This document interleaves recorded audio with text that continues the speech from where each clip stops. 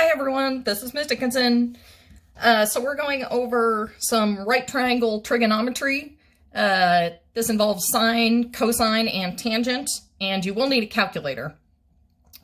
Hopefully this sounds a little bit familiar from geometry, where we're going to have a right triangle with one of the angles labeled.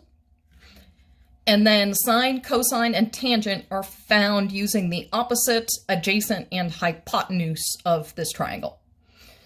So for starters, I'm calling this angle theta. That's what is labeled in here. So you're always taking the sine of an angle, cosine of an angle, or tangent of an angle. So this is my angle here that's labeled, angle theta. And I'm going to label the sides of this triangle as the opposite, adjacent, and hypotenuse sides. So compared to this angle here that I've put this angle marking on, the hypotenuse will always be the same. That's the side that's across from the right angle. So if this is my right angle, across from that is the hypotenuse.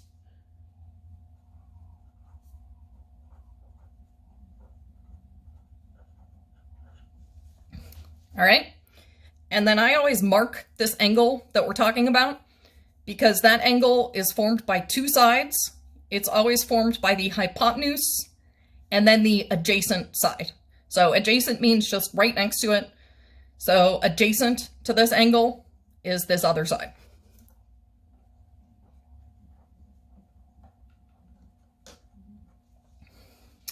And then the last side is the opposite side. That does not touch our angle at all. That is opposite from this angle. So this is the opposite side.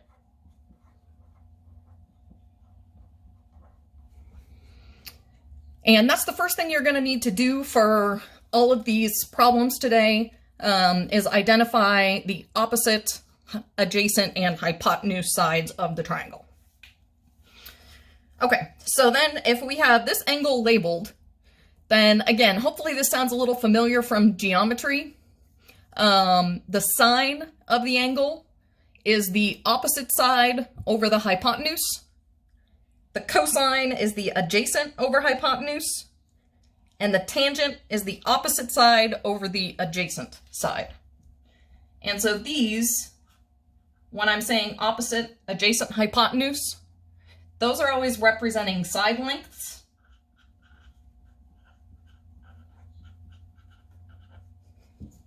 Or it could be a variable representing the side. And then you always need an angle. Sometimes it's an angle measurement, sometimes it's a variable, but this always represents some kind of angle. All right, so then maybe you've heard SOHCAHTOA before. That comes from these ratios. So the sine, that's S, is opposite over hypotenuse. That's where we get the O over H. Cosine, that's C. That's the A side over the H side. And then tangent, T, that's O over A. So you might have heard SOHCAHTOA before. That's how we remember these ratios. So sine is opposite over hypotenuse.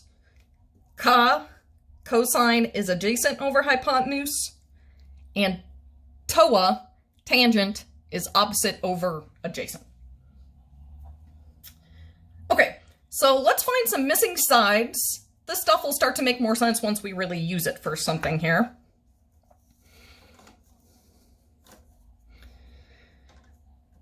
So this says we're finding missing sides here. Find the missing side indicated. So in this case, that's this length x. And we're going to round to the nearest tenth.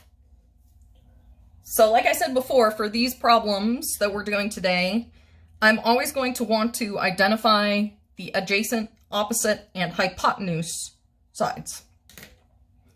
So I'm going to start by looking at the angle that it gives me.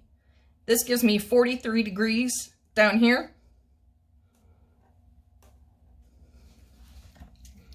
So if I'm using 43 degrees as my angle, I'll start by identifying the hypotenuse. That's always across from the right angle. So across from the right angle is the hypotenuse. I'm just going to label this with an H. And then the other side that my angle touches is the adjacent side. So this is my A side. And then the side that's across from the angle it gives me is the opposite side. So that is the O side.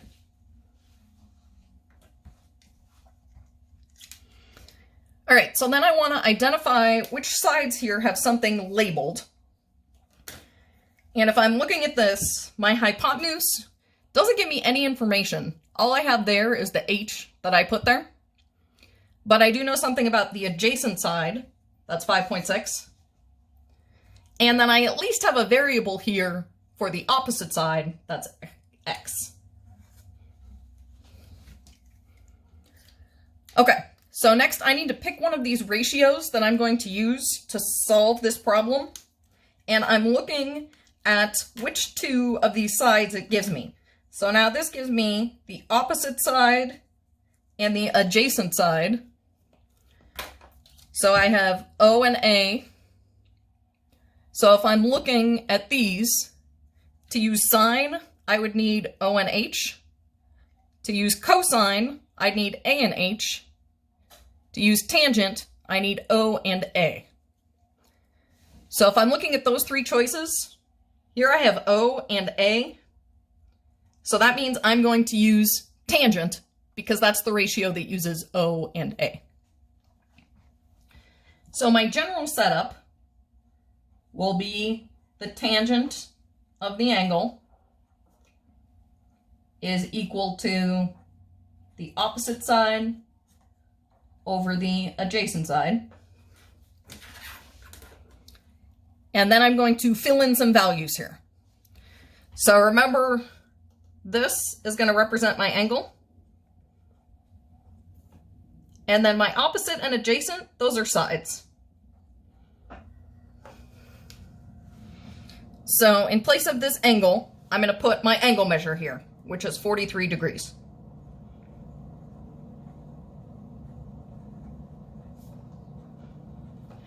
And then I'm filling in what I know about opposite and adjacent. So my opposite side is X, and the adjacent side is 5.6.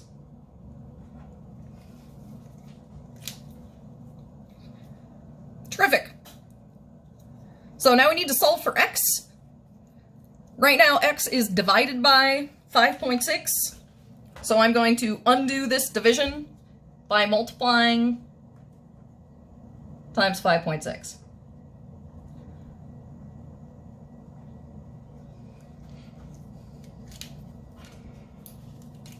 So these are going to cancel out. And I get 5.6 times the tangent of 43 degrees is equal to X. And so that would be my exact answer. But we're also going to type this into the calculator and round to the nearest tenth. So it's important here that your calculator is in the correct mode. So if you are, most of these calculators that you're using probably have a button that just says mode. On my calculator, it's up here, it says mode. And then you want to make sure that you are in degree mode. So somewhere here it should give you the choice of radian or degree, and you want degree to be the one that's highlighted. So I want degree to be highlighted. Okay. All right, then I'm going to type this right into my calculator. 5.6 times, and then I'm using the tangent button right here. Tangent of 43. And then round to the nearest tenth. I get approximately 5.2.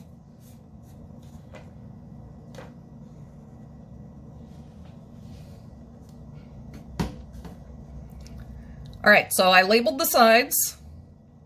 and then identified which ones we had. So we had labels on O and A.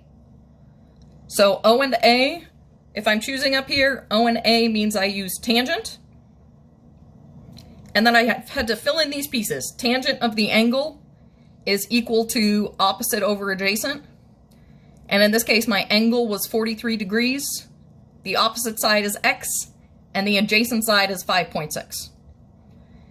And then in order to get x by itself, I just needed to multiply both sides by 5.6, which cancels this out on the right, and then just moves your 5.6 multiplied on the other side.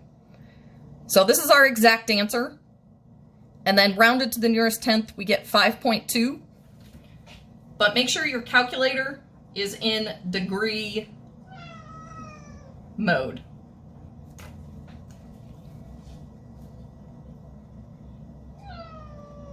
All right, I've got one more example here. You're a good kitty.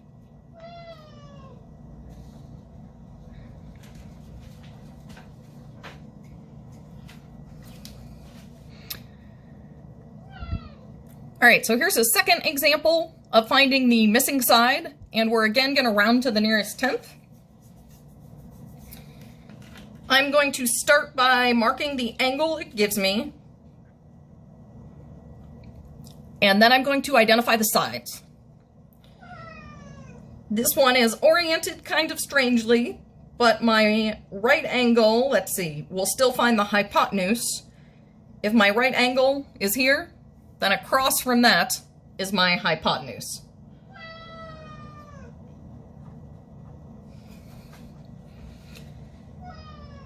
And then my angle is formed by the hypotenuse and the adjacent side.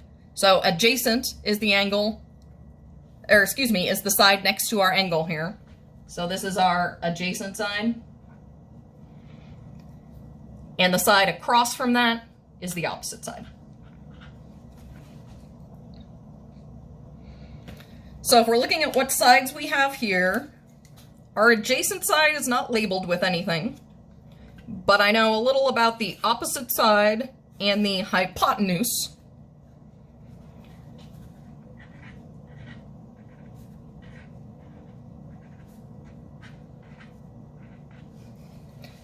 So I know something about the opposite side and the hypotenuse, which is O and H. So of my three ratios, the one that involves O and H would be sine. So I'm going to set this up where the sine of the angle is equal to opposite over hypotenuse.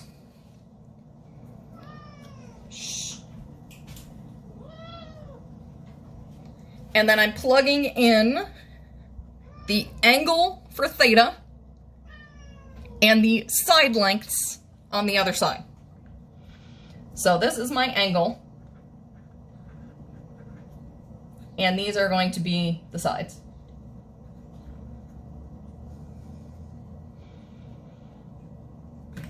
Okay, so our angle's 75. I'm doing the sine of 75 degrees is equal to opposite, 8.4, over hypotenuse, which is x. Now this one we are going to have to do a couple of different solving steps than last time. When x was in the numerator, we could just multiply to get it by itself. But here we're going to need to do two things. I need to get the x out of the denominator, and then I also need to get x by itself. So first, I need to get x out of the denominator. I'm going to rewrite this problem.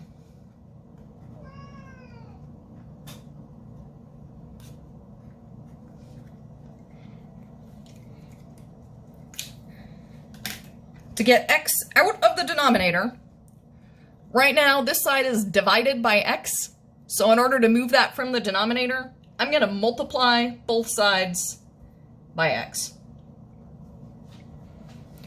So that's going to cancel out on the right.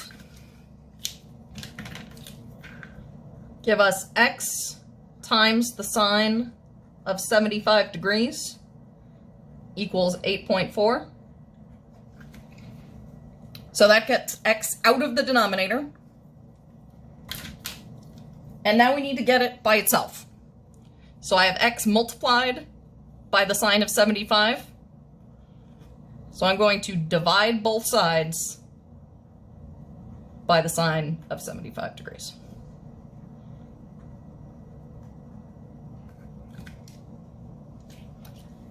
So that cancels out on the left and leaves us with x is equal to 8.4 divided by the sine of 75 degrees. So that is our exact answer. And then I want that also rounded to the nearest tenth. So back to the calculator. I am doing 8.4 divided by the sine of 75. And you should already be in degree mode.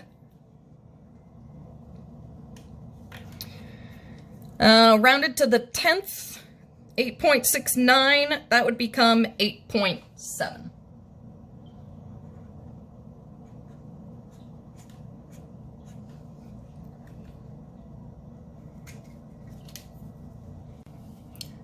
So to recap what we just did on that problem, I labeled the sides and found out that I had some information about the opposite side and the hypotenuse. So that's O and H. So the trigonometric ratio that uses O and H is sine. So I used sine of the angle is equal to opposite over hypotenuse. And then I filled in the angle and the sides, our angle 75 and the sides 8.4 over x. But then this time to solve for x, I needed to do two things. I needed to get x out of the denominator, and I needed to get it by itself. So I started with getting it out of the denominator by multiplying both sides times x. So that moved this x out of our denominator, that one canceled out, and now we have an x on the left side here. And then I had x times sine of 75, and I needed to isolate x, so I divided both sides by the sine of 75. I hope that video was helpful. Stay tuned for another video about finding missing angles coming up next. Have a great day. Go Vikes!